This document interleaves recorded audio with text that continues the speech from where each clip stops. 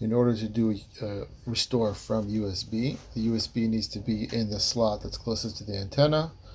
And then we click on the three lines for the menu, click on settings, scroll down to restore, and we're going to click on restore from USB, and the default pin code is 1234. If we have a file on the USB, it'll do the backup. If not, it'll say backup failed, and it'll load our new home, our home with the backup restored. You'll have to connect as if you're a new user, and we'll connect just fine.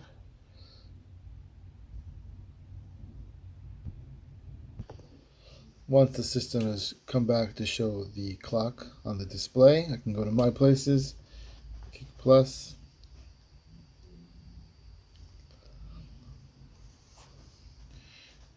and I can go to the central unit that's reloaded. I know that it is 69C6. That's mine right here. I click on that one, and I have to log in again, and all my switches will be connected. All users that were connected to the original home will need to reconnect, and then everything should work as desired.